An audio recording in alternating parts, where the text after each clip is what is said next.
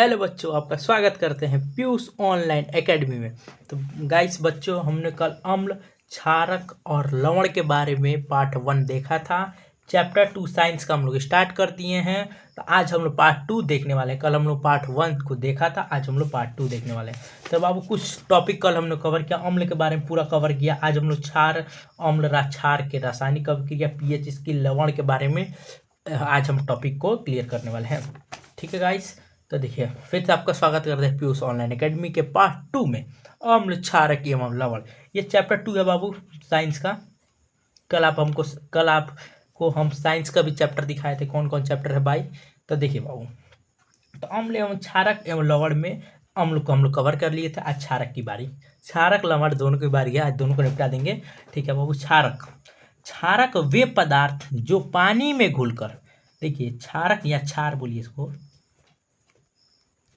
क्षार वे पदार्थ जो पानी में घुलकर OH माइनस आयन, मतलब H माइनस का होता है हाइड्रा ऑक्साइड आयन देते हैं। तो आप ध्यान याद रखिएगा कि क्षारक जल के साथ अभिक्रिया करके OH माइनस आयन देते हैं। ठीक है, आपको पता है क्षारक स्वाद में कड़वा होते हैं और ये लाल लिटमस पत्र को नीला कर देते हैं। देखिए हम लोग कल अम्ल के बारे में बात किए थे। तो अम्ल क्या था? अनिल, याद कराए थे आपको।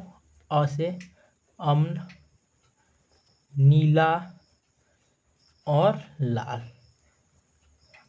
कल ट्रिक बताए थे कि अम्ल नीले लिटमस पत्र को लाल कर देता है, ये कल का ट्रिक था। अब आज देखिए, लाल लिटमस पत्र को नीला कर देता है कौन बाबू? क्षार। पीएच मान 7 से अधिक, 7 से कम था अम्ल का, 7 से अधिक रहेगा क्षार का। देखिए बाबू, इसको जब आप टच कीजिएगा ना, मतलब इसको आप जब स्पर्श कीजिएगा तो यह चिकने साबुन की तरह, मतलब एकदम साबुन का जो सतह होता है एकदम चिकना होता है, उसके जैसा व्यवहार करेगा कौन बाबू? क्षारक। ठीक है, आगे। अरे भाई कहाँ जा रहे दो। ठीक है, अब देखिए बाबू, कुछ हम लोग देखेंगे इधर, कुछ उदाहरण अम्ल का, मतलब क्षार का कुछ उदाहरण देखने वाले हैं। देखिए, तो एक है NaOH sodium hydroxide, KOH potassium hydroxide, MgOH2 magnesium hydroxide, CaOH calcium hydroxide. ये क्या बाबू? कुछ क्षार के उदाहरण हैं। अब देखेंगे लवण।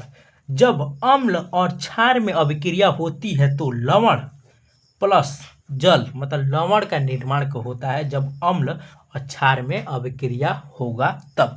इसे तटस्थीकरण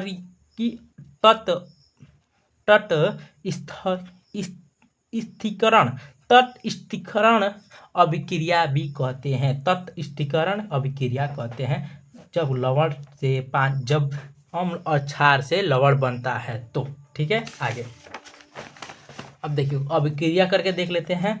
जैसे एक है अम्ल HCl हाइड्रोक्लोरिक अम्ल, ठीक है। एक NaOH सोडियम हाइड्रोक्साइड, अभिक्रिया करके क्या बना रहा है? NaCl नमक और प्लस जल, H2O जल का सूत्र होता है। ठीक है, ठीक है, ठीक है।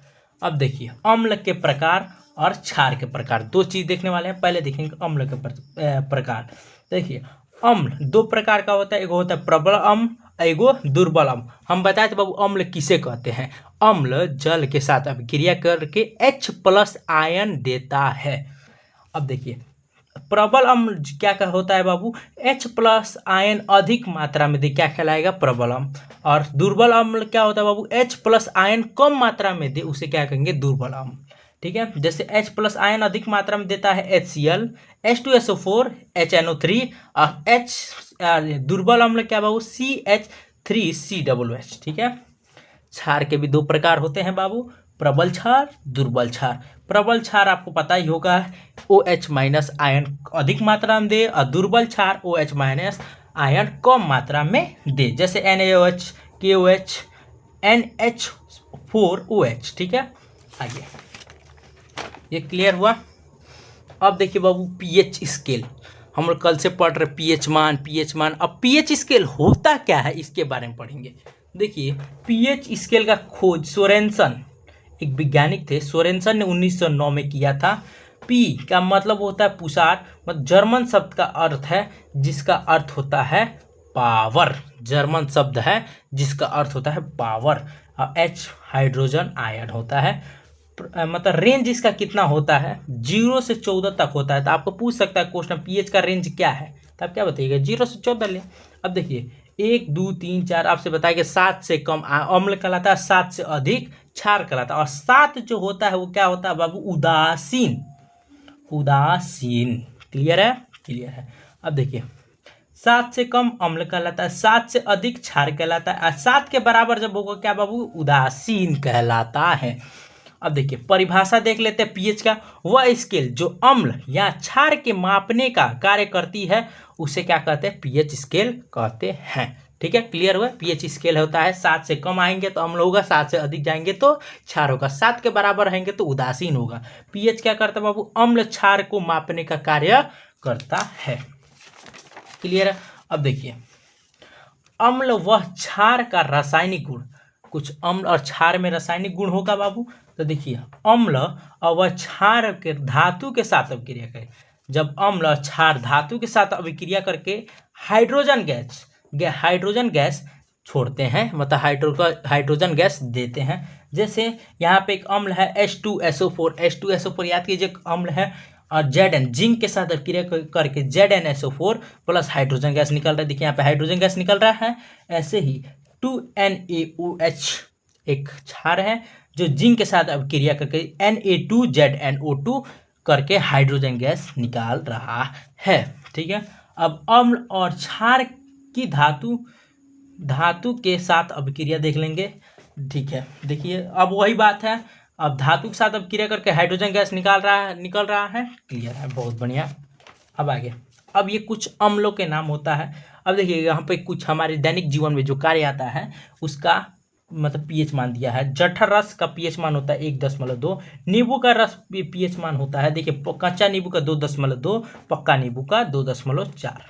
ये सब खट्टा है बाबू, क्योंकि 2.27 से कम है तो ये अम्ल है, 7 से अधिक रहेगा तो क्षार कहलाएगा। दूध 6.5 खट्टा होता है। शुद्ध जल 7 एकदम शुद्ध उदासीन होता है, शुद्ध जल। ठीक है, रक्त 7.4 मतलब हमारा जो ब्लड होता है 7.4 होता है। ठीक है, अब मिल्क ऑफ मैग्नीशियम 10 एकदम 10, ये बहुत ज़्यादा क्षार होता है। दही 5.5 खट्टा होता है। कुछ अम्लों के नाम रहेगा बाबू। दही में क्या अम्ल पाया जाता है, लैक्टिक अम्ल। सिरका में एसिटिक अम्ल। नींबू में सिट्रिक अम्ल। टमाटर में ऑक्जेलिक अम्ल। टमाटर में कौन सा अम्ल, ऑक्जेलिक अम्ल। इमली में टार्टरिक अम्ल।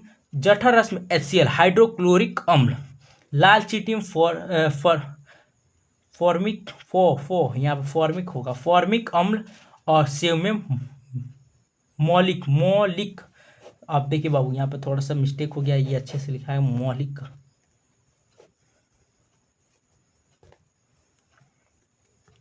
तो सेव में कौन सा अम्ल पाया जाता है, मौलिक अम्ल। क्लियर है। अब आगे देखते हैं। अब होता है सूचक। अब आगे देखिए क्या होता है बाबू। तो वे पदार्थ जो अम्ल या क्षार की उपस्थिति का पता लगाते हैं उसे क्या कहते हैं बाबू, सूचक कहते हैं। वे पदार्थ जो अम्ल या क्षार की उपस्थिति का पता लगाए वो क्या कहलाता है बाबू, सूचक कहलाते हैं। जैसे सूचक में होता है जो अम्ल और क्षार का पता लगाए वो क्या कहलाएगा, सूचक।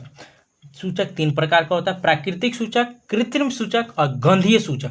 प्राकृतिक सूचक प्राकृतिक से प्राप्त होगा, कृत्रिम सूचक मानव द्वारा बनाया गया, गंध सूचक मतलब जो गंध से सूचक प्राप्त हो। प्राकृतिक सूचक का उदाहरण है हल्दी, लिटमस पत्र, लाल पत्ता गोभी।